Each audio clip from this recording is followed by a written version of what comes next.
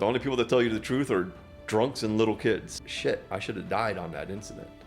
In my mind, I was dead when I got hit. Clear your mind and identify the thinker as not you, but basically your primitive monkey software, your ego that's telling you stories about yourself. And I looked at him and I said, hey, you need an antidepressant pill? And he goes, yeah, and I threw him a 9mm round. We joke about it, but it's like, how much is that joking?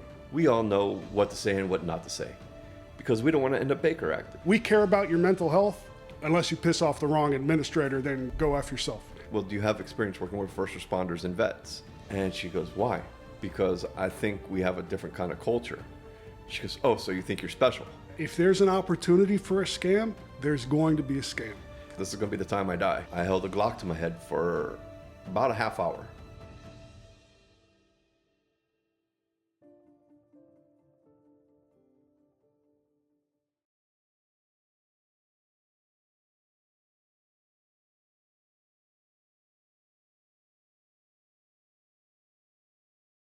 Today I'm joined by Sam Simon. Sam and I worked together for nearly 2 decades.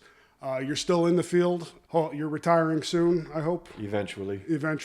One of these days. I graduate in May. We'll see what happens after that. And not only are you a veteran police officer, but you're also a co-owner of an organization called Minding the Gap and a board member of an organization called Bleeding Blue. And I think these programs exist to deal with the mental health epidemic that we're facing in law enforcement. So Minding the Gap is my wife and I's company. Mainly her. She's the workhorse behind that. But we do peer support for first responders, active and retired. And believe it or not, I have a lot more retired guys that come to that. I have a female officer that runs the morning session, and then I run the afternoon session down in the South Palmetto Bay area. They get mad at me when I say South Perrine. But Palmetto Bay, and we do peer support free for first responders, active and retired. Bleeding Blue is a nonprofit that started out as a fundraiser for Etchy when he passed away. The founders. Can you explain to the audience who Etchy was? Etchy was a CST detective with the sheriff's office, Miami-Dade Sheriff's Office, and his sergeant and his brother, the sergeant's brother, Danny Morales, started an organization to raise funds for the family and after he was slain in a line of duty. Yeah, line of duty death. It was very publicized in Miami. I think it made national headlines at one point. And we do a lot of fundraising. Everyone's a volunteer. We don't get paid anything for our time. And it's evolved into the point where he's done 2 mental health conferences where we have speakers on first responders, vets, firefighters, police, and a couple of mental health experts in regards to the field of first responders. And this will be the 3rd year we do that, and my wife and I are active participants with the board members in regards to this. And that will be happening in September, I believe. And we do all sorts of fundraising activities. Whenever a law enforcement officer goes down, we had Sergeant Cajuso that just went down from Miami Beach, and Devin Jaramillo from the sheriff's office, who was slain in a line of duty, back to back. Yeah. We went into full-time mode of making T-shirts, making coins, fundraising, and helping try to take care of those families. We have chaplains on board. We do everything we can to try to help the families out and the officers. I believe there's a Monroe County Sheriff's Office who was involved in a similar accident to me, where he got trapped between 2 cars and had an amputated leg. And they immediately, that was before I became a board member, they went immediately and started raising funds for him and helping him out as best they can. That's good. So today we're going to talk about some topics, arguably some of the most important topics in law enforcement, which is mental health, PTSD, and suicide. And I know this is going on YouTube, and YouTube tends to not take kindly to this specific topic. So we're going to approach it with sincerity and dignity and try to get out a message that I think a lot of cops really need to be hearing right now. But if you wouldn't mind, could you, kind of introduce yourself? I know you went ahead, but tell us your origin story as to how you got into all this. Okay, so I would say back in 2018, a lot of cops, when they start going through the crap, and I'll try to keep myself from cursing too much. Nah, but, that's fine. Yeah, but I got to pretend my wife's here and nudging me like, don't curse. Even my kid yells at me about it. And I go, I'm going through the crap. I'm getting separated. I'm polishing off a bottle here and there. Yeah. Calling out sick. I'm getting the phone calls of, "Hey, are you okay?" I am fine. You've been in the job long enough to know that we are way better actors than anyone that's got a Grammy or an Emmy. So I was one night. I finally, I turned into a country song. I had separated from my wife. I had no furniture. I had a bed. One of our friends, a mutual friend of ours, gave me a love seat and a couch. And that was the extent of it. I had another friend that actually bought twin bunk beds for my kids, because I couldn't even afford that. Yeah. Then my truck blew up. I can't remember the piece of it, but the mechanic, who was old school Cuban dude, goes, "Sam, I could put a Band-Aid on it, but that's about the extent of it. You're better off, let me put the Band-Aid on it, take it to CarMax and trade it in right away." And but I had no money, so I was like, dude, so I was at my lowest point, and I said, "You know what?" I held a Glock to my head for about a half hour, and actively crying, and I was into shit. I was deep in it. Yeah.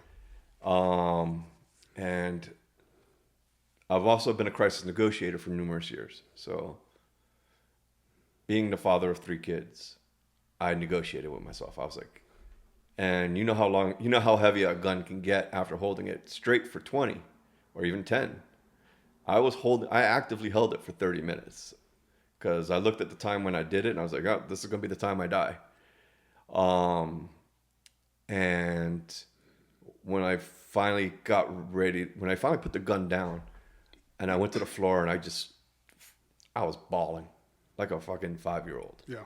And I was like, "All right, cool. Now let's clean up. Let's get on the right path." So I was like, everyone talks about EAP. So I call EAP.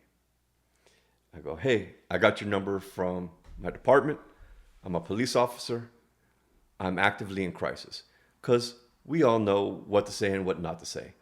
Because we don't want to end up Baker acted. Yeah. Thinking that we're going to get fired. But believe it or not, a lot of cops can get Baker acted and keep their job. They just got to get the help they need. But it's also, once again, something that's dependent upon department and dependent upon what's going on. Circumstances are unique. So I said, "I'm in crisis and I need to talk to somebody." And then they actively said, "Please hold." And I went, "Oh, okay." Guy comes back about 5 minutes later and says, "I got 2 numbers for you to call in the morning. I got no one I could talk to tonight." He's like, No, you got to wait till tomorrow. Everyone's home sleeping and whatever." I'm like, well, hold on a second. And I actively put my gun in a holster. And I'm like, ain't this some shit? And anger became my motivator, because you've known me long enough to know, like, even if I don't like somebody, Yeah. I'm going to help them. Of course. So how the hell is this? What happens when somebody else calls and they do the same thing? So the next morning, I think I called out sick, and I called the first number, no answer. Called the second number. It's, "Hi, so-and-so mental health." And I went, "Hey, I'm a police officer. I got your number from EAP. I was actively in crisis last night, and I need help." And she goes, "Okay. So do you work with first responders?" She goes, "What do you mean?" I said, "Well, do you have experience working with first responders and vets?" And she goes, "Why?" And I said, "Well, just to kind of like see where you're at, because I think we have a different kind of culture." She goes, "Oh, so you think you're special?" And I went, "Well, fuck you very much." And I hung up on her. And then from that point, I went forward, and a mutual friend of ours that was a former chief, but he was a major at the time. Not sure how you feel about using names. I Rand. don't care. Yeah. Rand was a major at the time. and he had experience with mental health issues as well. And he's like, "Hey, you and the sergeant get together and put something together for me." And lo and behold, I started going to trainings. I started going to therapy because I found a therapist because I needed one. Because, you know, suicide ideation does not disappear. Once that becomes an option, Yeah, once you open that box. once that, you know, Yeah. it's been 8 years, and every once in a while it's like, "Hey, Yeah. remember me?" And it's like, "No, bitch." But you have to actively be able to say no and Yeah. put it away. But it will pop up even at the most unexpected moments. And I started doing a lot of research. I started looking into Blue Help, which is a website where they put up all the stats of reported suicide. Um, and you start doing research, and you find out that a lot of mental health issues and suicide issues are never even reported correctly. Right. So those numbers. Do you have the stats off the top of your head? Something about the I remember the worst year was 2019. okay. In the 2019, I want to say, was one of the worst years, and it was like 200 something. It was 200 plus Of suicide. of reported suicide by police officers. Okay. The reason I point that out is because how many times has suicide been labeled, "Oops, not a suicide"? Right. Think about single car. How many single car accidents do you recall in your time as a police officer of officers that are just coming off shift and must have fallen asleep behind a wheel and hit the back of an 18-wheeler at 80 miles an hour? Right. You know, listen, I'm not going to say all of those accidents were suicide, but It's probably not zero. it's probably not zero. Right. You know, because we worry about the insurance, make sure our family gets paid out. And now it looks like an active duty death, and in a line of duty death. Yeah. So you got to look at those stats. And then there's also the guys that end up finding it done in their own guy doing it. And they're like, how can we make this look good? Can we make this look accidental? And I'm not saying that happens, but I'm also going to say it doesn't happen, you know? Right. So there are all those aspects of it. Got it. Now, obviously, you dealt with your shit, and you know, I'll go into it a little bit. Maybe I'll tell the story one day. But I secretly think a lot of cops struggle, like probably the vast majority struggle with some type of PTSD, some type of suicidal ideation. I think that thought comes into all of our heads at some point in our career.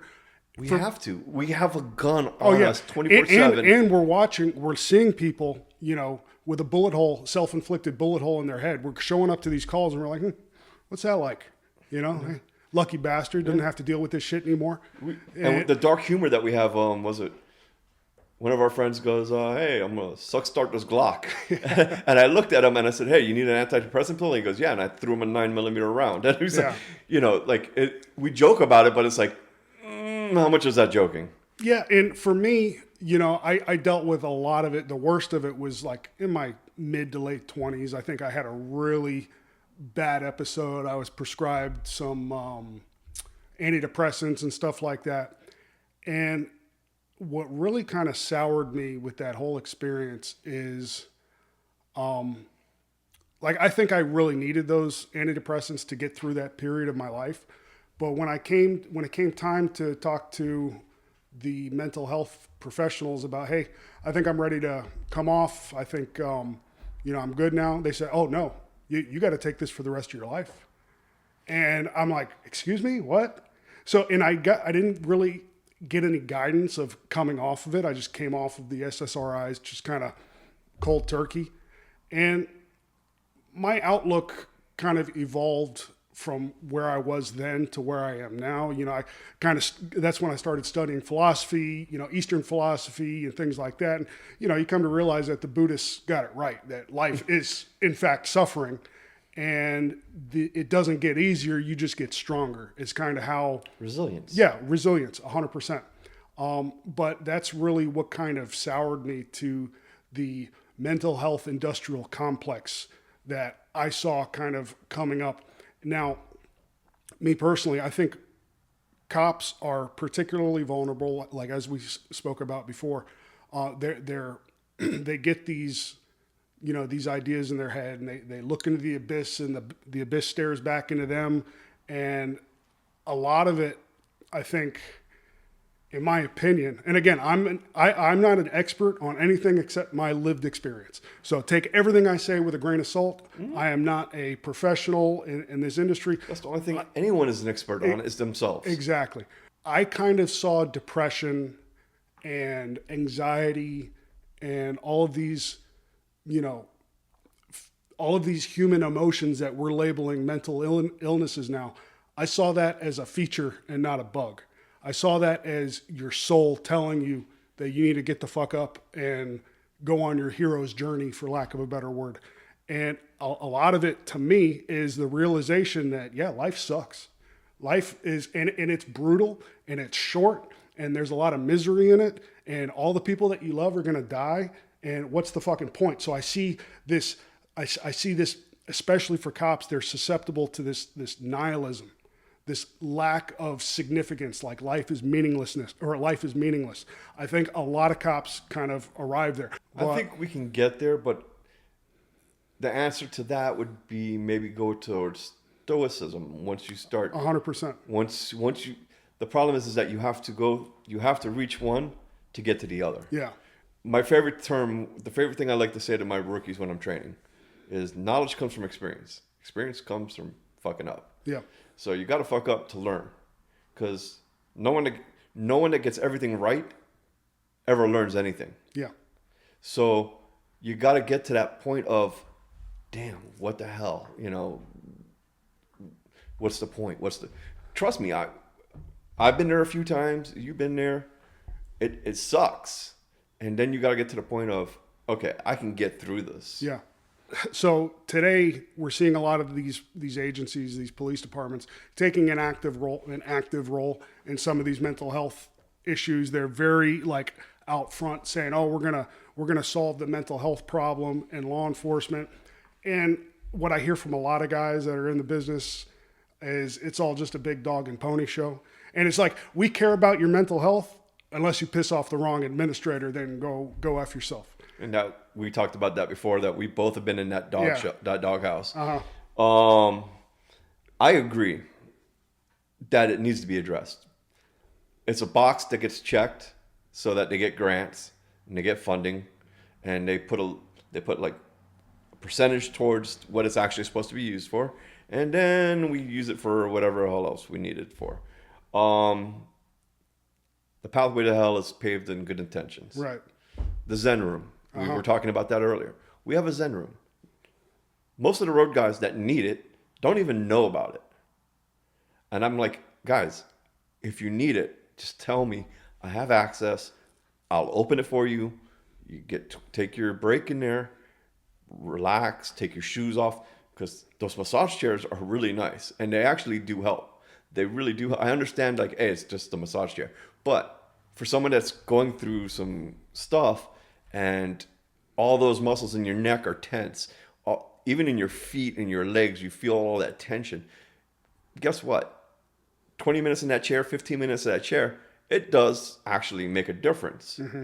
Also having that silence, being able to process whatever it is that you're going through, or what you went through, or if you're going through something at home.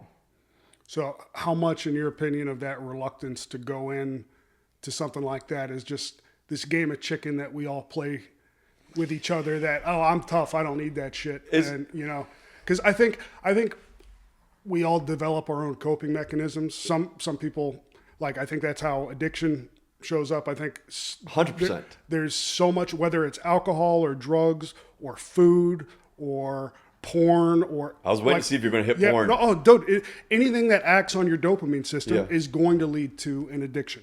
Which is why most of us stare at our cell phones Yep. The way we do. Scrolling on social media. And it's the minute you get that like, you're like, ooh, ding. And Yeah. then let me try to do something else. Ding. Yeah. And this is why our kids are all cokeheads when it comes to their phones. Yep.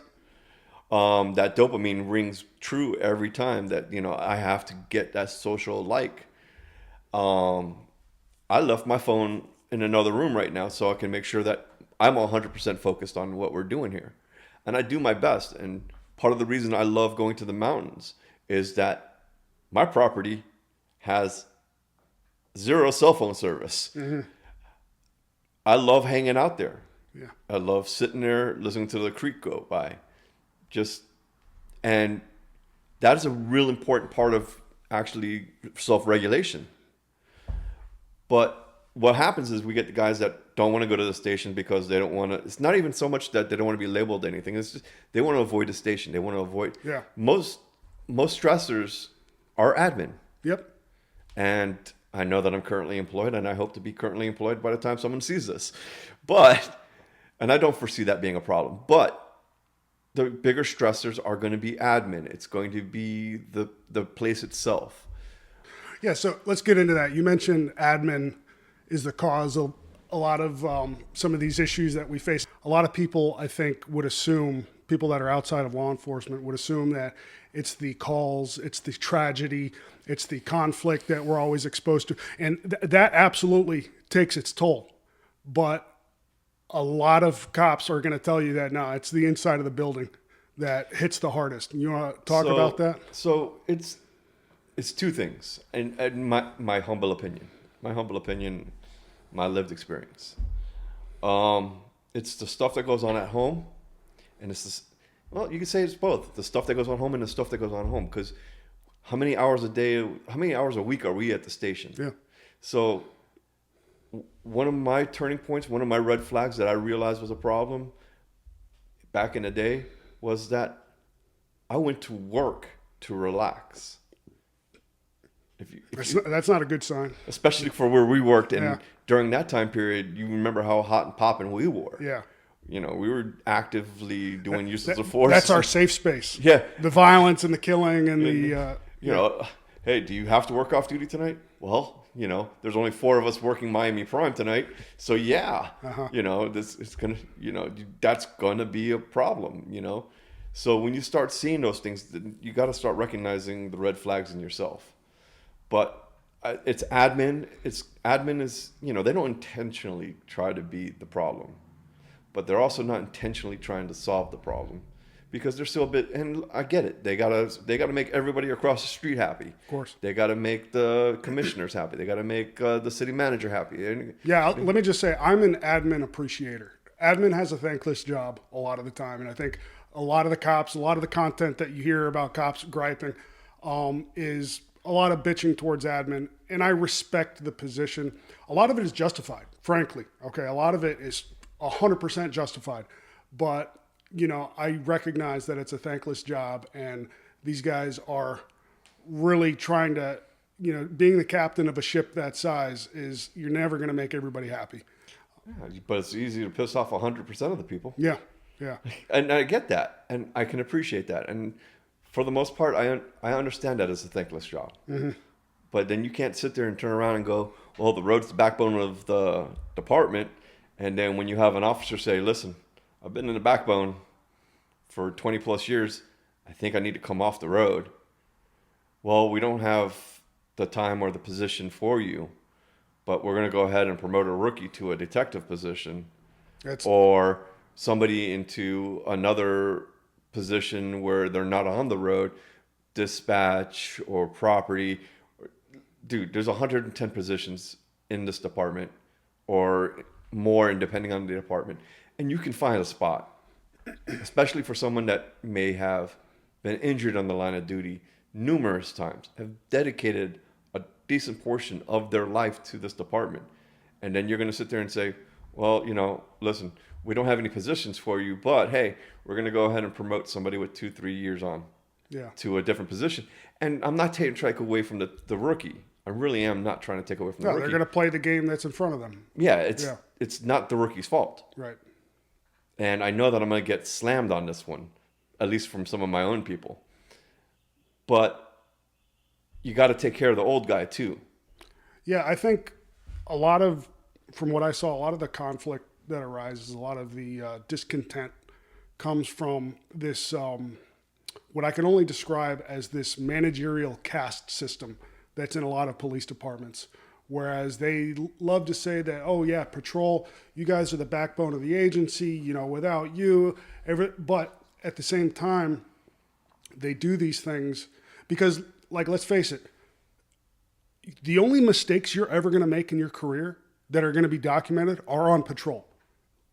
Like everything else, every other unit, I mean, with a few exceptions, but the patrol is where the sausage gets made. And that's where your fuck ups really matter. And that's where the learning comes from. And when you rob young, inexperienced people from this this environment where mistakes happen and you learn from them, then you are setting them up for failure in other more prestigious units. And I see that's a common thing that I hear from a lot of people that are still in the job, is that the road is always the dumping ground. Like if you're in a specialty position and you piss off your sergeant, what is he going to threaten to do? Send you back to the road. So I think the job, especially in the last decade or so, is, they've abandoned the road as the primary focus. And everybody wants to be, I want to be in social media. I want to be a detective. I want to be in this secret squirrel unit. And especially the administrators, and a lot of cops are telling me this, the administrators are obliging. And they're giving these rookies these positions. And I think it's happening because of a number of reasons. But I think the biggest one is that rookies have leverage because they can leave. Mm-hmm. They are not attached the same way that somebody who's been there 15, 20 years is attached. Not to mention there's the hiring crisis at the same time. Yeah. You got a hiring crisis where if you go to any department, you're looking at a minimum of a $5,000 hiring bonus. Right. So, and the only commitment you need from that is 2 years. Yeah. So you go to some place and you get 2 years and you don't get the position you want. Well, you know what? I can go here and they'll give me another $5,000 and I just got to stick it out for 2 years. Right. So now we're forming a whole generation of gypsy cops. Yeah.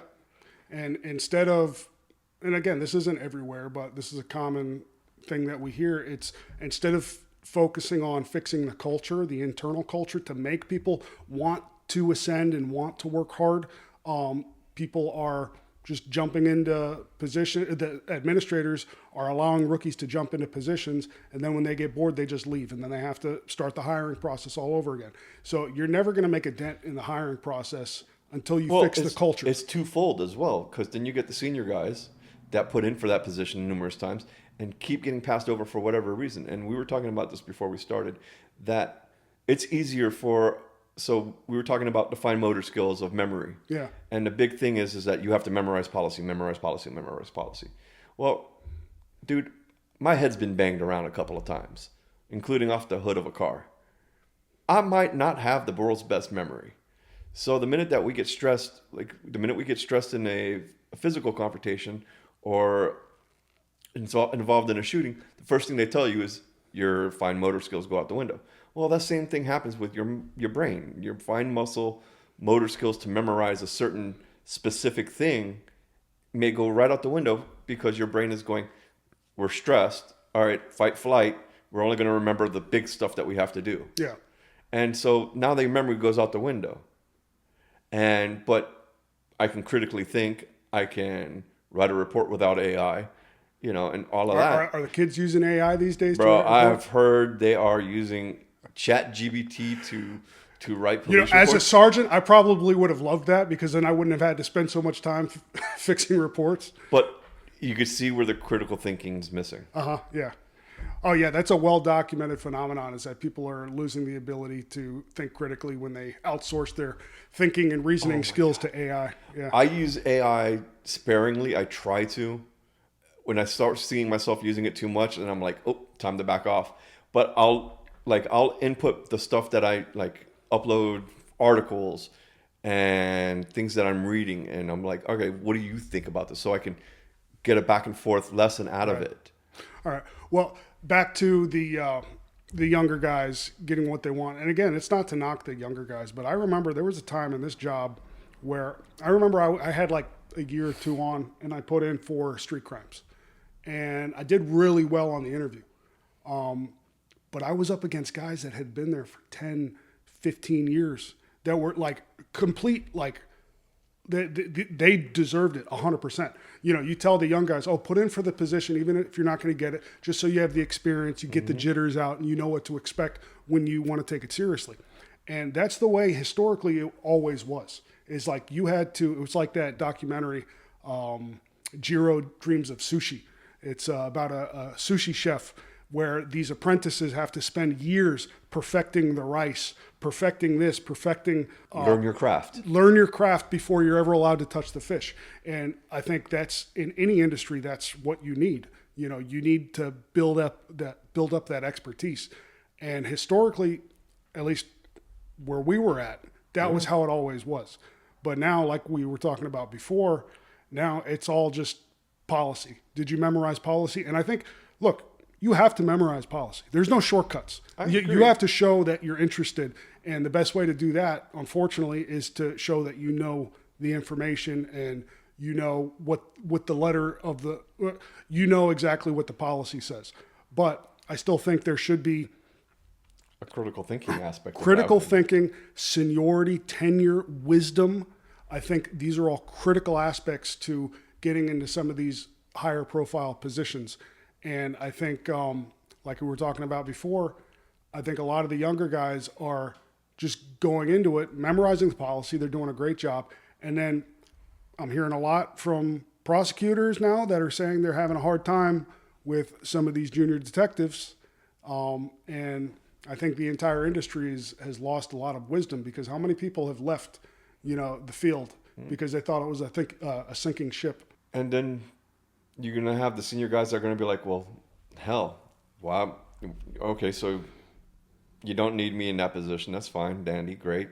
But don't expect me to be a fireball when you put me back on the road. No, and it's like you're judging somebody. It's not hard to be a ball of fire for that first 5 years. Oh, absolutely like not. I was happier than a pig in shit. We all did that. I couldn't believe I got paid for that. And I put numbers on the board. I made all my sergeants really happy. We worked together. Yeah. And it was like right out of roll call on midnights. It's like, all right, we're going to hit this specific street. Yeah. With our K9 guy, with Chaos. Yeah. And we're just going to all jump out and we're going to pull up blacked out on our Crown Vics. And it was so much fun. We had a blast doing it because we worked as a team. We worked together. And when we didn't do that, we did traffic stops together where we would do the move. As soon as the move over law came out, we're like, all right, cool. We're going to team. Or we drink coffee and crank call the guard gate. Yeah, of course. Sitting there sipping coffee as a team. Right. You know, we had a team aspect. Now it's a clique aspect. Yeah, it's very, very tribal. We try to get it every once in a while. Every once in a while, those will be like, hey, let's get coffee, you know. Well, let's gear back towards the PTSD and suicide and things like that. Like, what do you think are some common misconceptions about PTSD or suicidal ideation for cops and first responders? So for us, we're always in a weapon. The car's a weapon.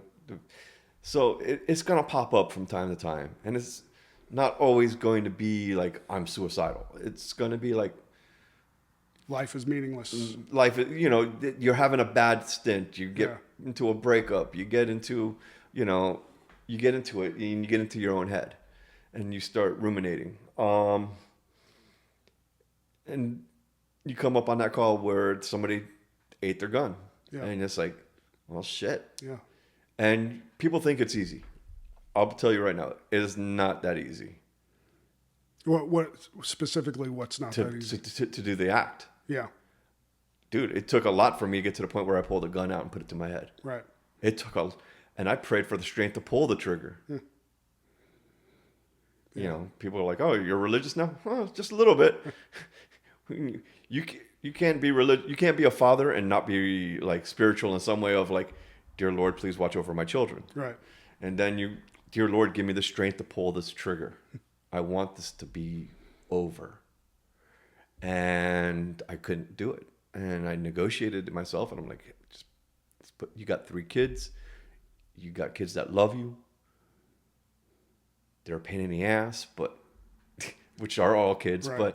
but you love them and they love you, and then we also learn that it's not scientifically known as hereditary, but if a child knows that their parent died by suicide, the percentage chances of them doing the same thing increase. I think there's so much that we can contribute to genetics, that like alcoholism, it runs in families. Yeah. I think neuroticism and depression, I for sure think that's genetic. Yeah. And I don't have the scientific literature in front of me, but I think, yeah, you're dealt a hand of cards at birth about what you put up with, what your mental framework is, and how you navigate the world.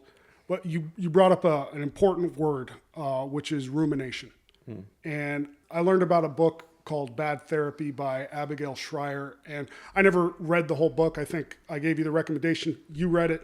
You have your opinions about it. But I thought her thesis that a lot of the therapy culture, that intentionally or not, kind of drives people into this cycle of rumination and helplessness, learned helplessness.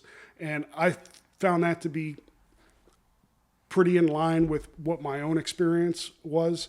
And the process of rumination and bringing up your trauma and things like that, I do think it kind of keeps people trapped. And people, especially, I see it in the younger kids, they put their mental illness in their social media bios and they make it part of their identity. And I think that is really the wrong approach. And there was a viral video that I saw on the internet, and it was this guy speaking to, I can't remember if they were psychiatrists or therapists or what, but he asked, how many people have you healed? You cannot actually say they're curable. You can treat them, but it's not guaranteed. Suffering is the human condition, really. I'm not sure you can ever be cured of that. Question is tricky. I haven't cured anyone because there is no cure in mental illness. I don't think you can ever cure anybody. I don't think anybody can cure. Any cures? No, I don't think so. Each one of them said 0. So it gives me this black pill of like, does that industry exist solely to suck money from people that are, dealing with these conflicting thoughts and ruminating? Again, I think it's really important to talk about this stuff, to address your trauma and your suffering head on. But a lot of people are coming to the realization, like I remember there was they used to say, oh, you have a chemical imbalance. If you're, I remember that. If I remember you're those days. depressed or if you have bipolar disorder, that has all come out to be bullshit now. And I think, again, me personally, I'm not an expert in anything except Carl. I'm a Carl certified expert.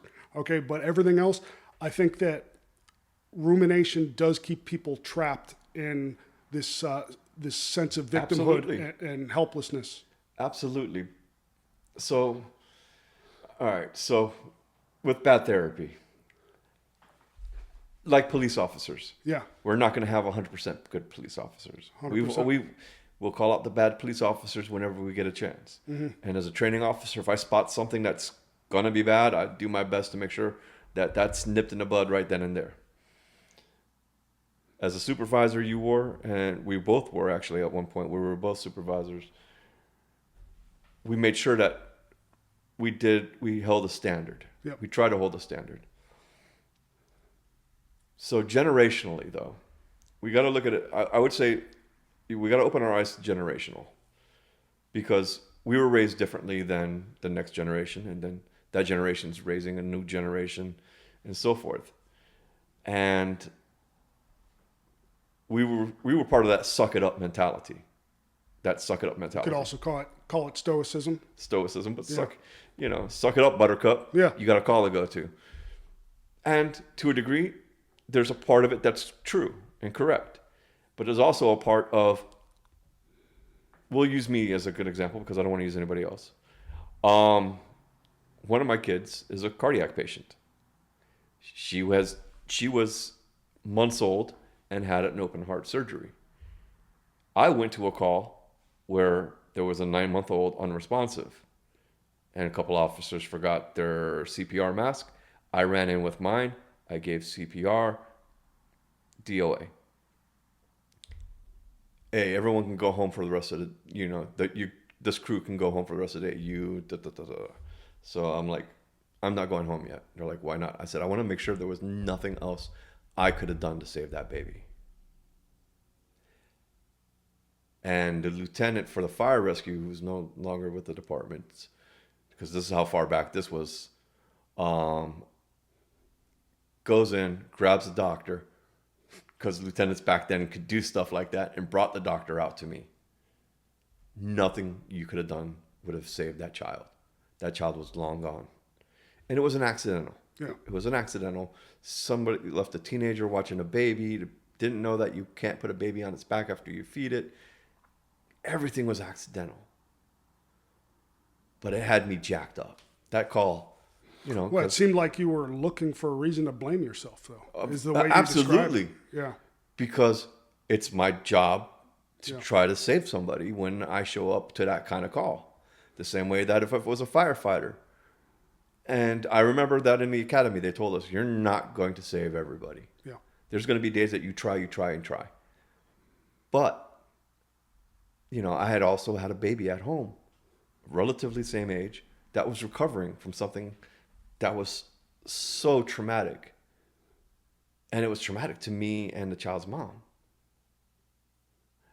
And all I wanted to do was try to save this kid and make sure there was nothing, was there anything I could have done better should I have that call ever again? And they're like, there's absolutely nothing. That baby was gone. Now, this is where we go into other personal details about some of the things that led to my story. If you're a first responder wife, you just have to be present. One of my favorite videos for teaching communication is, it's not about the nail. It's on YouTube. It's a 2-minute video. Yeah, I saw it. You do have a nail in your head. It is not about the nail. Are you sure? Because, I'll bet if we got that out of there... Stop trying to fix it. I showed it to a bunch of people during trainings and stuff like that. And people are like, as a spouse, what can I say? And I say, absolutely nothing. You don't have to fix it. You're not going to fix it. But you just got to be there to help them carry the weight of it. And I came home and I had a honey-do list waiting for me. I came home and I got absolutely no empathy. I even got told that's part of your job. And I was like, the hell? And I had 2 daughters at the time. And the one was recovered enough that I could pick her up and carry her. And I grabbed her and I took the other one outside in my backyard with a quick glass of Coke, Jack and Coke, because, we cope so well. Yay. So I went right to muscle memory, made myself a Jack and Coke, and took my kids in the backyard and sat there ruminating, considering that whole day of, why couldn't I save that child, right? And I went back. Eventually, it came back around for me that we're not going to save everybody. We're going to do the best we can. Be blessed with what I have, that my daughter's healing, and my other one's healthy, and just be blessed with that. Yeah. We go into PTSD stuff. So that would be considered a traumatic event. The problem, and the author that you recommended, she has a thing against CPTSD, which is complex post-traumatic stress disorder, which is not in the DSM guide. But when you start looking at what police officers, first responders, vets, firefighters, EMS, how many traumatic events do we actually see? Thousands. Okay, so CPTSD. And the Arthur Abigail from Bad Therapy attacks it. But here's the problem. For insurance to get billed for a therapist, it needs to be diagnosable. CPTSD is not in what's called the diagnostic, the DSM. Right. And they're hoping to get it into the next DSM. So we talk about traumatic incidents. PTSD is labeled as one traumatic incident with symptoms that last more than a month. So, which I found hilarious, Yeah. because one of the things. I'm still processing shit that happened 20 years ago. Wait a second. Yeah, So okay. let's go with the incident where I got ran over. Right. I got ran over. Once I was able to walk and get to, I said, you know what? Let me get back into therapy. So I go to a therapist, and they do a recall. It's called recall therapy or something like that, where they reanalyze the memory that you have repeatedly. Yeah. To see, and well, that's really great for first responders because we love repeating ourselves. Mm-hmm. And I'm like, this is not going to work. And I'm like, but I'm going to try to be open-minded about it. So I go in and I go 2-3 weeks. Week 4 is coming up, and I end up on a shooting where there was a rip on the west side of the city where the guy had 3 or 5 rounds in his chest and 3 in his head. And I was able to get his name. I was able to get information out of him because I didn't know he had rounds in his head. Yeah. But they're like, dear Lord, how did you get that information? And I was processing a lot of that. And I went to therapy the next day, and they're like, so let's talk about this hit and run with you. And I'm like, can we talk about something else? Because this is what I experienced yesterday. Then a week later, I had some other incident that was with a child death, I think it was. Yeah. And I'm like, I'm processing this still. And she's like, we need to process the original incident. I'm like, but I keep getting incidences. Well, this is what complex PTSD is. And that's why it needs to be diagnosable. Okay. So that first responders and vets, because yeah, they went to war. But guess what? The war is not just the incident. It's the shooting that we're involved in. It's watching their buddies die. It's watching this. It's watching that. Yeah. I had a trainee when I got ran over. You don't think that incident messed him up a little bit? You know, I can promise you he's always going to remember where he's at and to be able to call it out when he needs a backup. Absolutely. Yep. You know, so there's CPTSD and PTSD. And unfortunately, a big part of that is accepting the incident. And they're like, oh yeah, I can accept that this happened to me. I'm like, if you're not dealing with it, you don't accept it. And it's complicated. It gets complicated, and you got to work through it a little bit. Right. Accepting where you messed up, accepting the fact that it happened, because it's hard to wrap around your brain that shit, I should have died on that incident. In my mind, I was dead when I got hit. I thought, okay, well, this is how I die. Yeah. So there's a lot of acceptance that goes into recognizing and that's where the healing begins. And that's where you start helping yourself with your PTSD stuff. So that you think the author, Abigail Schreier, the author of Bad Therapy, you think that's what she gets wrong? I think there's a couple things. Listen, there's a lot of things she gets right. Okay. I agree. There's a lot of things in her book in Bad Therapy that I agree with. But she doesn't explore what the options actually are. And she only touches on police officers one time. And the one incident that she talks about, and like she did you ever look up ACEs? Adverse childhood experiences. Yeah. All right, she beats the hell out of it. Like, oh, this is BS kind of thing. Well, yes and no. There's some stuff that I agree that there's some things where it's like trauma is unique to every individual. That's a blanket statement. What may be traumatic to you may not be traumatic to me, and what may be traumatic to me may not be traumatic to you. Right. And then you take the both of us with all our years of experience. There's a lot of things that we're not going to find traumatic, you know, which is also not very good because humans weren't meant to see everything that we see. So going back to the ACEs, she goes in the book, she goes, 20% of cops are worse off after a debrief. But she doesn't ask the question, why are they worse off? Is it worse off because of the person that held the debrief? Because I've been in some debriefs where people shouldn't have been doing the debrief.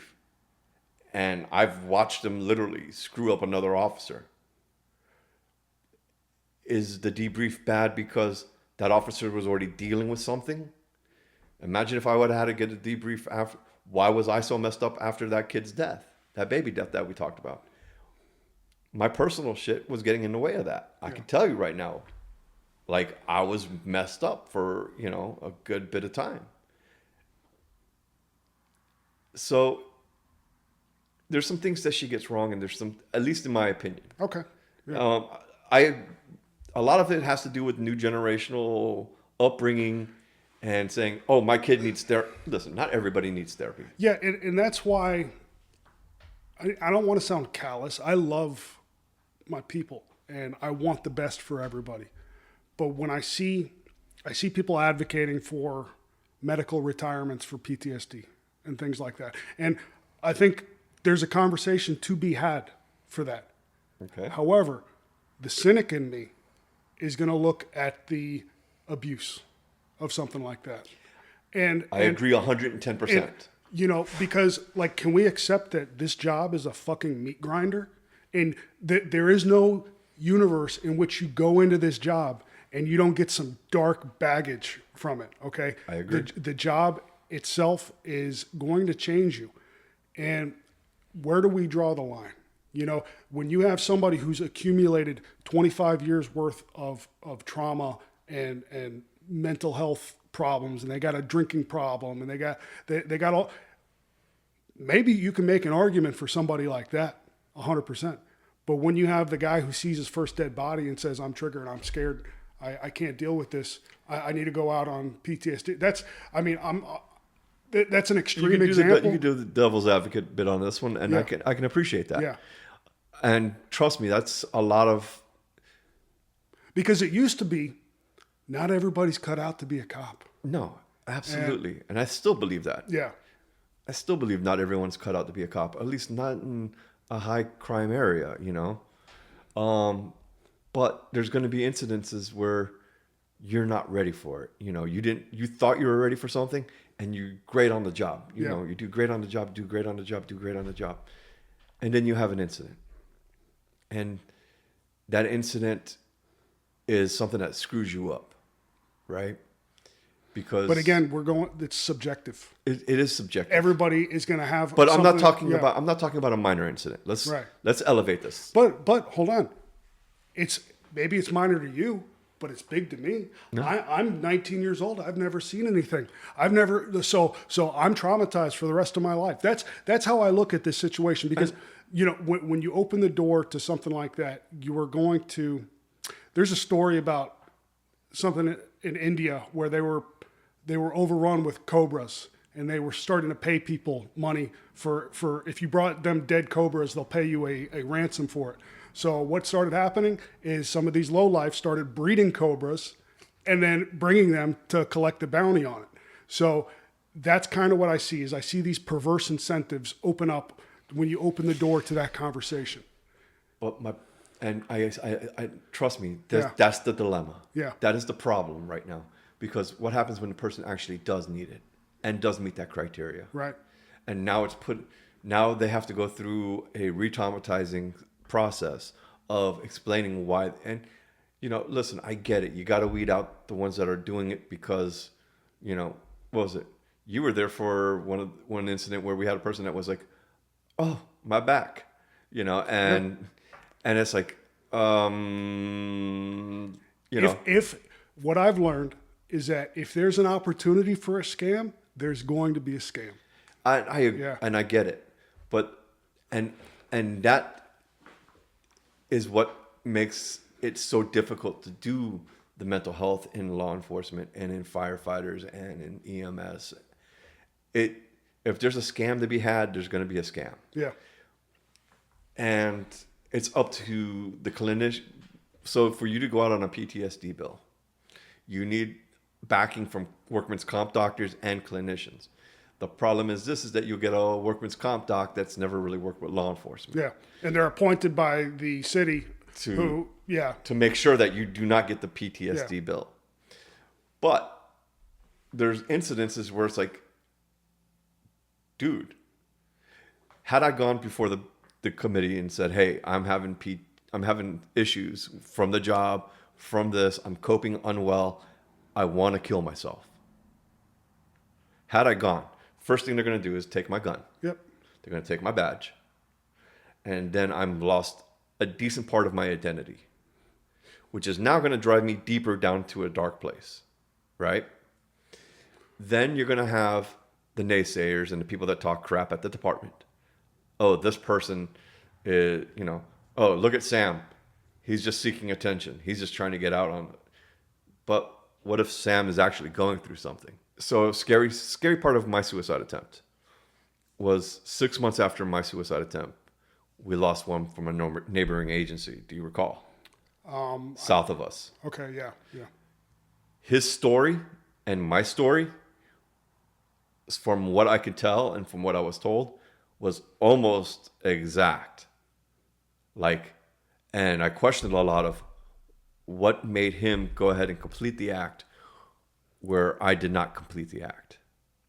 What's the answer? Could it be hope? I would say yeah. For me personally, I think the moment somebody makes that decision, and again, I'm just speaking from my understanding, the moment somebody makes that decision is the moment that they told themselves that they're hopeless, that there's no light at the end of the tunnel.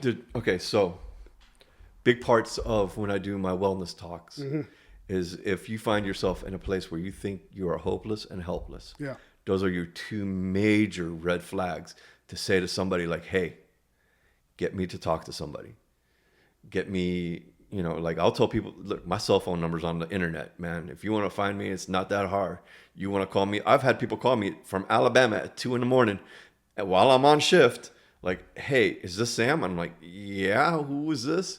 My name's so-and-so. I'm going through the shit. I want to harm myself. All right, so let's talk about this. And they won't give me a real name and they won't give me an address. So I have no choice but to go through it with this person. And I'll send a quick message to a sergeant or, hey, I'm going to put myself on a 10. I have somebody on crisis. I got to let you go, And 9 times out of 10, I don't have a problem. None of the supervisors, because they know what I'm about. Yeah. So I talked with this person for 45 minutes. And from what I could tell, they were in a good place when we were getting done with the talk. I found them resources. I'm like, if you don't want to give me your real name and you don't want to give me your, all I have is a phone number, which may or may not be even legit. It may be a Google number for all I know. And I'm like, here's resources. Here's this. If you need me, call me as well. And here's another reason. And I gave because I'm not going to fix you. Right. And that's what people need to understand about therapy. Nobody's going to fix you. You're going to fix you. Yep. And even then, you're going to do the handyman special in the beginning. You're going to do duct tape and WD-40 until you get the plans from Bob Villa. Yeah, whatever works. Yeah, you're going to, as long as you can get to and I was able to get her, and she contacted a therapist that was friends of mine, and they're like, hey, just so you know, she contacted me and said you saved her life. And I was like, whoa, what the fuck? No, I didn't. I said, I just was there. And they're like, well, that's all she needed. And sometimes that's all somebody needs. From my perspective, again, I want people to recognize that they're a lot stronger than they think they are. And like we said before, I think the moment somebody loses all hope and loses any prospect of a bright future is when they decide to make that decision. And what I would tell you, if somebody was going through that, is look, life sucks, and it's going to suck. And we went through it earlier. There's going to be tragedy. There's going to be periods of darkness that feel insurmountable, inescapable. And if your brain goes to that area and you start thinking about that stuff, it can be very very alluring to tap out. Mm-hmm. But what I would say is not yet, because life is going to get you anyway. And you mentioned two things that I really want to talk about. You mentioned you lose part of your identity, and that's a really big thing for me. That it was a shift in my brain. Is it's our ego. Mm-hmm. When we say identity, we might as well be talking about our ego, because we use this job to say who we are as mm-hmm. a person. I think that's the worst thing you could ever do. I agree. I think when you attach yourself to a label, a title, your history, your prestige. I think you build up this idea, this false sense of who you are. And I don't know if you practice meditation or have studied Eastern philosophy at all, but the biggest realization for me was the realization that I am not the thinker of my thoughts. And it's pretty easy to demonstrate by anybody who's done meditation. So you can sit there and meditate, and then you tell your brain to stop thinking, but these little thoughts are just going to start creeping back into your head. And it makes you ask the question, who is this person that is summoning these thoughts that I am not asking for? And you're able to clear your mind and identify the thinker as not you, but basically your primitive monkey software, your ego that's telling you stories about yourself. My personal belief is that the real you is this being that can observe the thinker that's thinking all these thoughts, that's getting you trapped in these cycles of rumination and these dark repetitive thought patterns.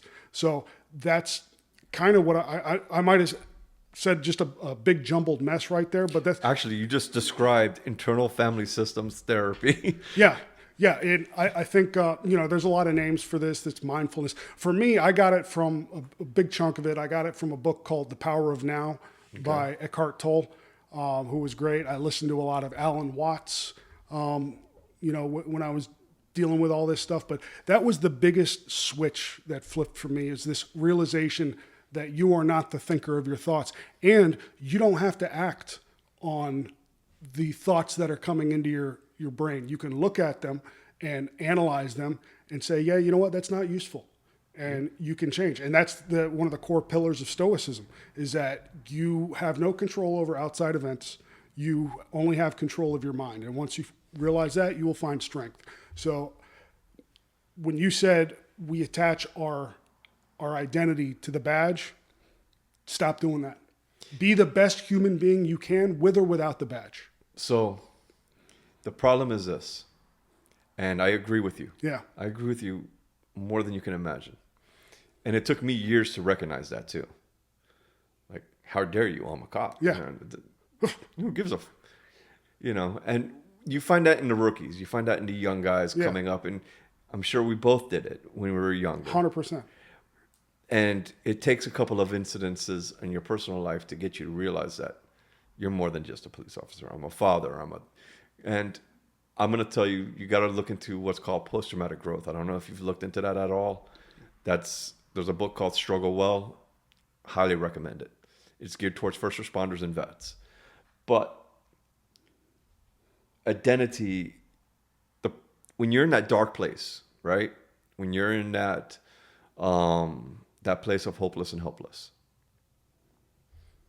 and you're going through it, you grasp onto anything that will give you something, give you a pinch of hope. The brightest light is the darkest room, is a pinhole. You can see that pinhole a mile away if there's light behind it. We're holding on to that image. We're looking for anything that will give us hope. And a lot of that hope comes from our identities. And that's why people will identify so much with being an officer.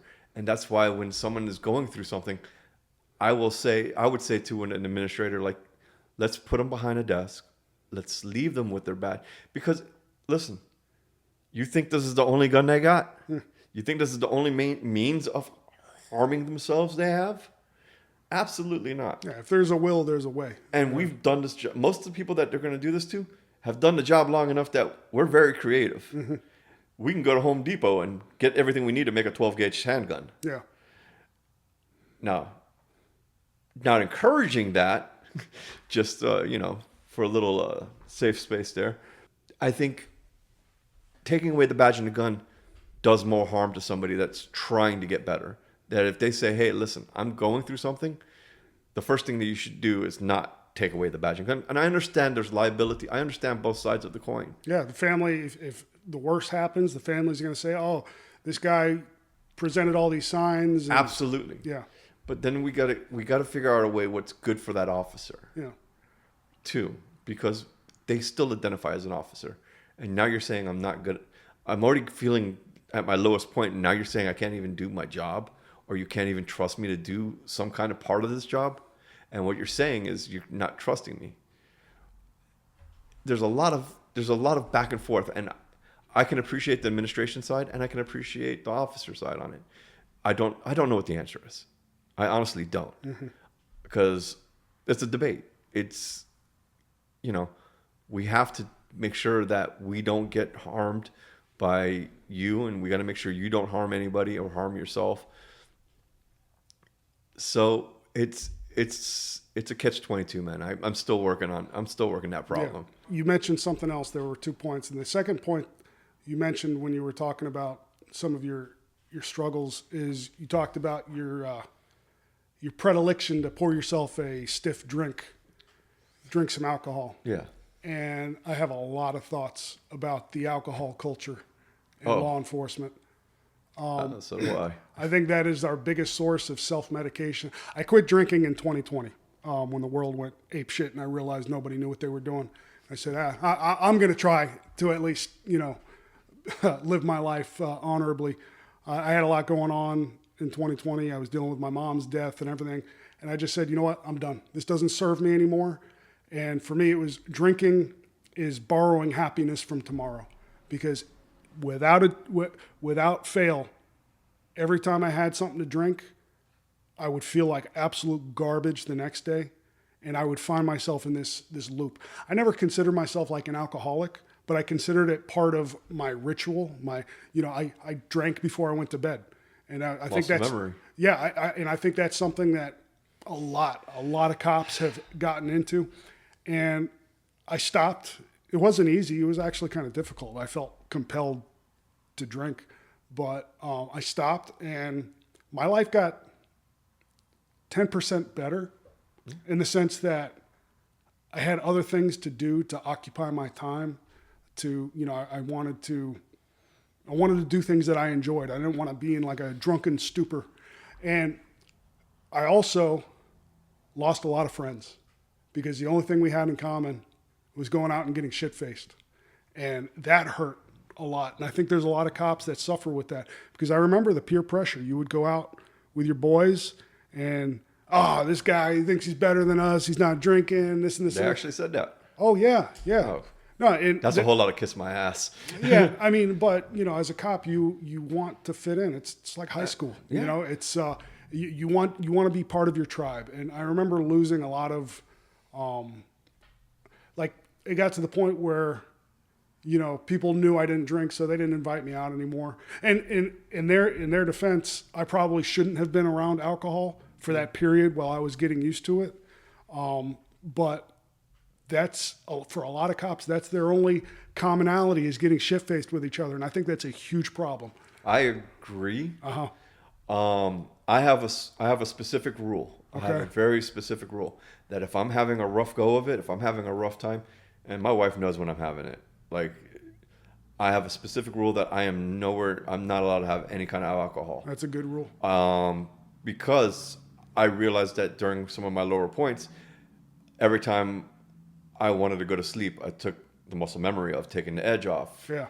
And when I was going, it's a depressant, feeds depression.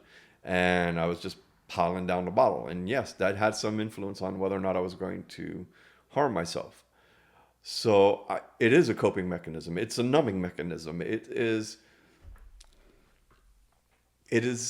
a way to go ahead and give you permission to let out the crap that you're holding into. So that goes into rumination, right? It goes in. So say, for example, you're holding on to a shit call or a relationship problem. Yeah. And you have no one to talk about it.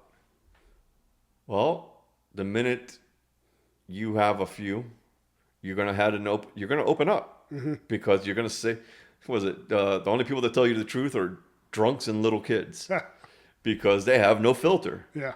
And you're going to spill your truth, because one of the reasons I was a good investigator when I was doing investigations before I came to where we work together, was that I was patient enough. If you're patient enough and you just sit with somebody, they're going to tell you everything you need to know.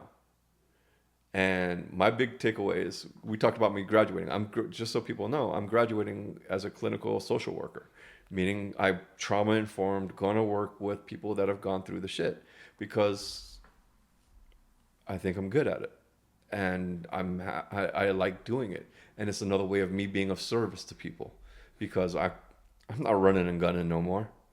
I'll get on the radio, I'll show up when you need me to show up, and I'll get dirty when I need to get dirty. Meaning, physically, if I have to get down on the ground and this, that, and the other. So, but I'm over 50 years old. I've got a very limited amount of time left on that. So I want to still be of service to somebody. And if that means you say, hey, Sam, I think I'm going through something. Do you got some time to talk to me about this and listen? The biggest part of doing the job that I do is shutting up and listening. Yeah. You saw me lean forward a couple times because I wanted to talk. But I know better than to talk. I wanted you to share what you were sharing. And it was not my place to interrupt you. And that's the biggest proponent about being a trauma therapist, is shutting up and listening. Because you're not going to fix anybody. And I don't know how we got back to this point of this conversation. Well, so I'm a nerd. I like to try to develop a functional understanding of the world that we live in. That's just the way my brain has always been. I want to understand reality. This is why I love my conversations with you. Yeah, and one of the things that I came across that really resonated with me was this critique of therapy, that it's a very feminine institution. Feminine in the sense that boys and girls are different. Yes. Are we on the same page about that? Yes, we're on the same page as okay. that. So there are specific biological differences, psychological differences, and a lot of that comes down to how men and women process trauma and adversity. Okay. And there's been a critique of the industry of therapy that it's very feminine coded.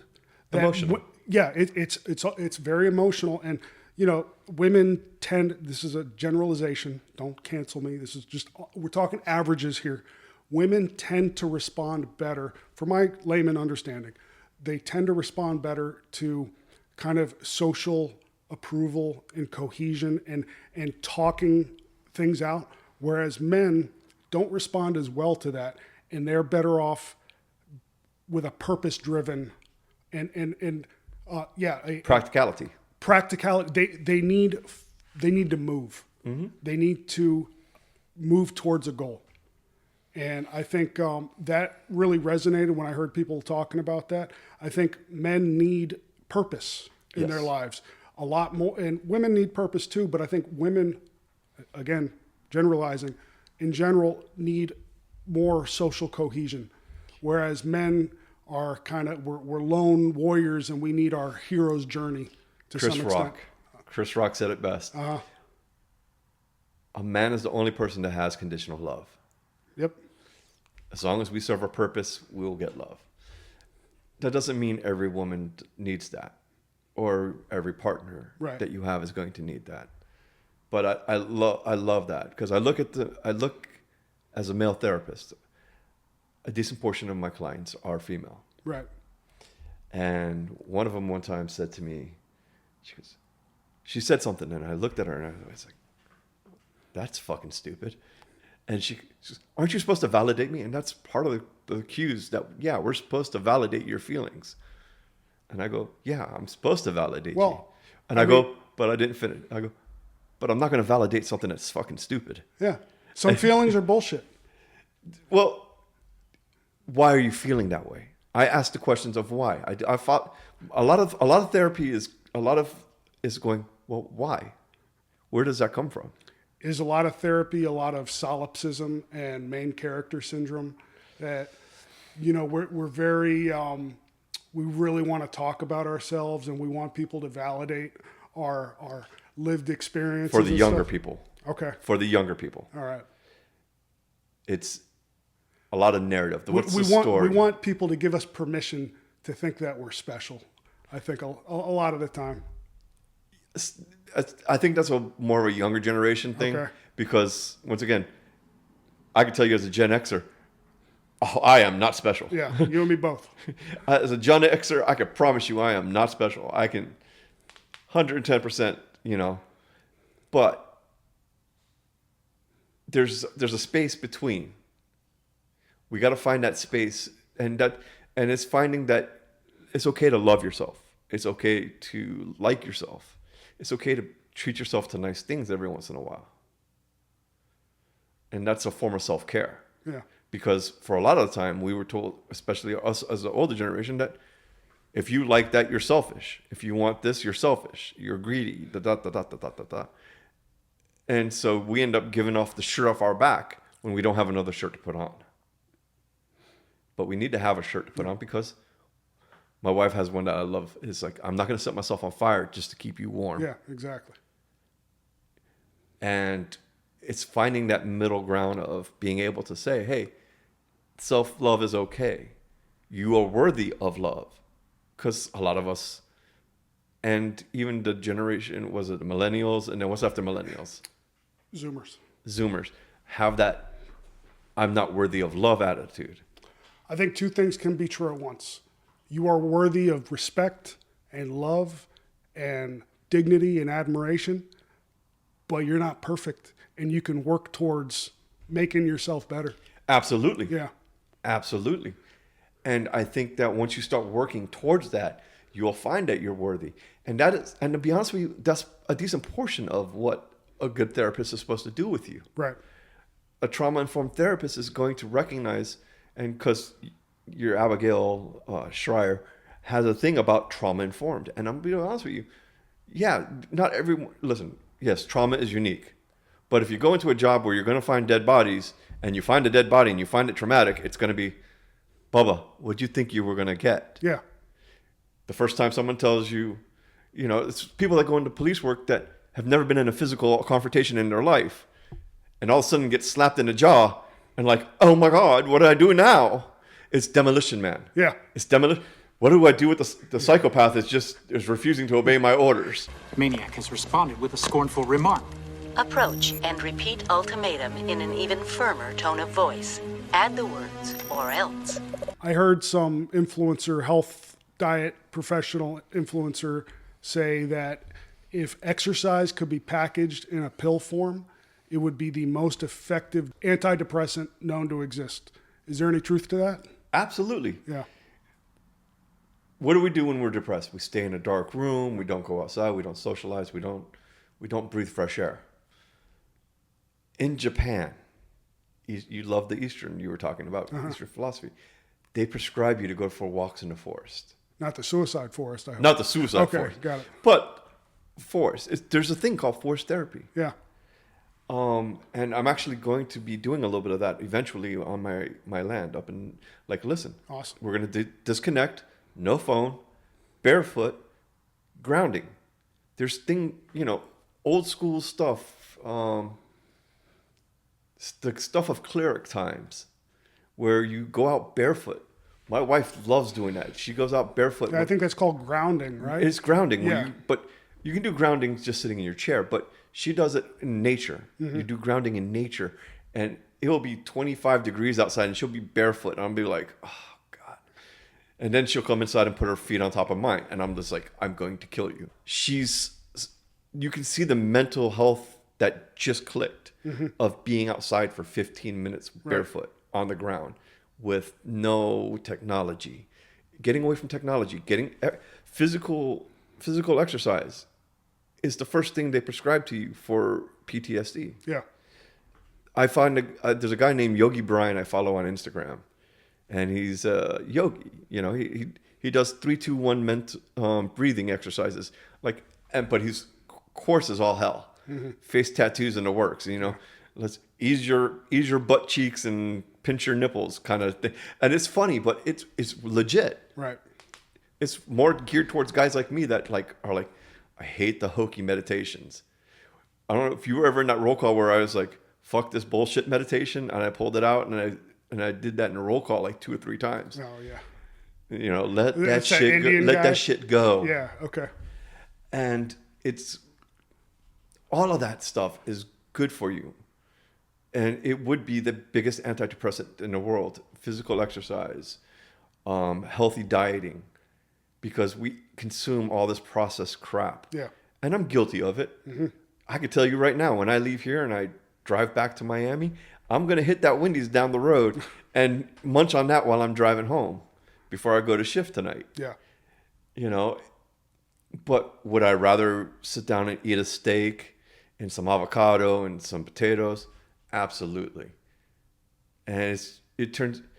Have you ever noticed what's the most expensive? One of the more expensive items on the menu at McDonald's, like chicken salad or it's something. the salad. Yeah. And it's like, why is that the most expensive thing when you can get a cheeseburger for 69 cents? And if all you got is $5 in your pocket, you're going to get 3 or 4 cheeseburgers. All that stuff is poison. My wife and I made a conscious decision to boycott eating out for. I'm trying to do it, man. And we've never been happier. We buy our food in bulk. We cook it. I'm going to get back to there. Yeah. I really am. The problem is between internship, school, and work. I get it. Forget about it. And then occasionally taking care of my kids. Right. Suppose somebody, cop, first responders watching this, and they're struggling right now. They're having these dark, repetitive thoughts. They can't get their mind off of some traumatic experience. What do you tell them? Reach out. Listen, my phone number is 305-898-9443. Okay. You can call me. I will do my best to help you as best I can, and I'll point you to the right resource. What if they don't want to talk to anybody? What if they want to... You're going to have to. Okay. Okay, so if they don't want to talk to somebody, so I would recommend getting some books. And if you want to start doing self-help, believe it or not, easiest one to start with is Green Lights by Matthew McConaughey. You listen to Matthew McConaughey for 6 hours, 7 hours. All right. Dude, that is a relaxing voice to listen to. Okay. Struggle Well. I mentioned that book earlier. It will help. There's techniques and coping skills in there that will help you learn to cope with what you're going through. And then when you're comfortable, reach out. Find the resource that you want. And then if you decide that you're going to go to the route of therapy, make sure they're trauma informed. Not from online, but actually trauma informed. There are former police officers and former veterans and former firefighters that are all in the mental health field nowadays. We're out here. You can go to bleedingblue.info and there's a tab that says Just Ask. And if you go to the Just Ask, it's a list of all resources, schools, and trainings and clinicians. Because my wife and I put on a class. We put on a class for clinicians. It's no more than 12 clinicians. And we vet them. We put them through shoot, no shoots. We put them through what it's like to talk to a suicidal officer. We put them through some scenario training. And we give them an idea of what we deal with, including with dispatch. We have a dispatcher come talk to them. We have officers. We have firefighters. We have EMS. And we've been asked to make it a 2-day course because we have it as a 1-day course. And we get those clinicians and we vet them and we make them do ride-alongs. It's not just class. Yeah. Come hang with an officer. This is what we're like. And that's done through Bleeding Blue. We're doing that through Bleeding Blue and through our department. Yeah. I don't want to say former because I'm still there for now. No. Sam, what's one piece of advice you'd give your younger self? Could be law enforcement, could be mental health, whatever. Don't settle. I did a lot of settling. And once I found my self-worth after my incident where I almost took myself out, I realized I was worthy.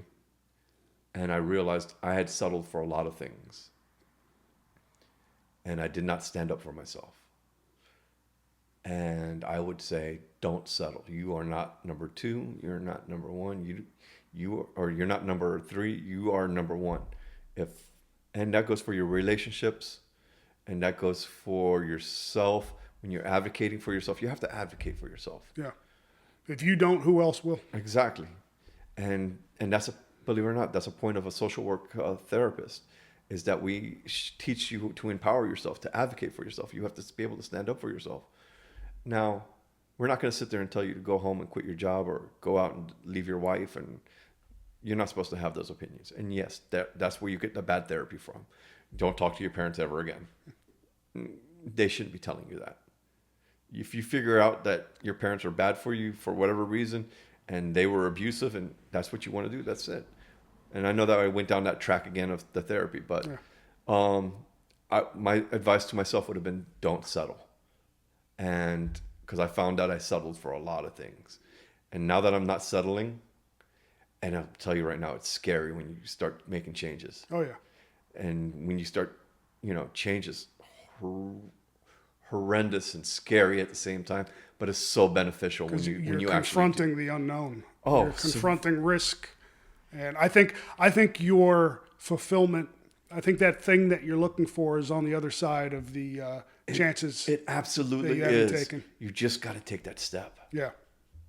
And take it. The people used to ask, like, hey, what do you think about me asking for this? Well, what's the worst thing that can happen? They say no. Yeah. So if it doesn't happen this time, maybe it happens next time. Yeah. So and what is the groundwork that you can lay in the meantime to start small? Yeah. Because I remember when I started doing pure work, I had a guy come in and he's like, I went out and bought a $50,000 car. That's and I went, not a good idea. I said, buy yourself a $100 t-shirt, dude. I said, you make the money, but I didn't say anything about buying a car. And he's like, yeah, but I'm treating myself. And I'm like, if you got the money for it, that's one of the things. So I would say start small. Start small steps. My life got so much better when I stopped giving a shit about what other people think about me. Because, dude, I used to drive these fancy cars, these $1,000+ car payments and shit. Oh, like I remember that. when you went through that phase. You remember. And it immediately broke down on you. You remember my whips. But, dude, the moment I realized that there's no material possession that you're going to buy that's going to fill that void. It's always going to be there. You're going to feel happy for about 2 days. Yeah. That boat, that fancy boat, yeah, you're going to have the wind in your hair, but it's just more stuff. And it's things aren't going to fill it. Yep. Yeah. But I understand. And this is where the double-edged sword of that is that if you buy everybody everything, right? Like, buy your kids everything they need, you buy your spouse everything they need, and you buy your dad, your brother, blah, blah, blah. What did you buy yourself? And that's where that came from. Mm. That's where that spot came from. It's like, you deserve something nice every once in a while too. It's okay to buy, maybe that's just me. I enjoy experiences. I enjoy. But that could be a trip. Yeah. That could be. It doesn't have to be a material thing. Mm-hmm. Treat yourself to something, whether it's a trip to Alaska, a trip to someplace that you've never been that you want to go. Yeah. I think that's fine, but I would say don't expect a material product to fill the spiritual void. Absolutely. Yeah. I agree 110% with that. Yeah. I agree with 110% of that. I was just remembering, though, one of the first things I did when I got separated and I started that I'm not going to settle anymore. I made the hardest purchase in my life. It was a biker ring for myself that I always wanted. Nice. Since I was a teenager, I wanted these. I always loved the big skull rings and the big bike. I think you probably remember that big ring I used to wear in a roll call. Uh-huh. And that was the first major purchase I ever made for myself. And I was like, holy crap, I cherish that ring. That's awesome. But I understand. You're absolutely right, though. You need to get that. There's an aspect of spirituality in healing. Yeah. And it doesn't mean you need to go to church every Sunday. Spirituality there's aspects of healing that have to be done through spirituality. It's recognizing that there are forces bigger than yourself. 110% correct. Yeah. 110% correct. Sam, where can people find you? You can find me at mindingthegap.net. I gave my cell phone number earlier. If you're in crisis, go ahead and feel free to reach out. I will do my best to get you in the right direction. I'm going to eventually, hopefully, have a retreat area up in the mountains of North Carolina. As that happens, that will be made known. I'm also a member of the Bleeding Blue board. So you can go to bleedingblue.info. If you are feeling generous, we are asking people to donate $1 a month, $12 a year. There's a subscription thing. Please do it because we don't keep any of that money. All that money that we raise from every event, from our 5K to mental health conferences, to resilience conferences, to vending. We sell coins. The money goes to the families. That's great. We don't keep any money. That's awesome. So I plead, I beg, please donate $1 a month. That's not a lot. That's a Big Mac meal. Yeah. Sounds good, man. Thanks. Sam, thank you so much for You got it, joining me. brother. And whenever you want to come down or you want me to come back, I will definitely do it. Absolutely, man.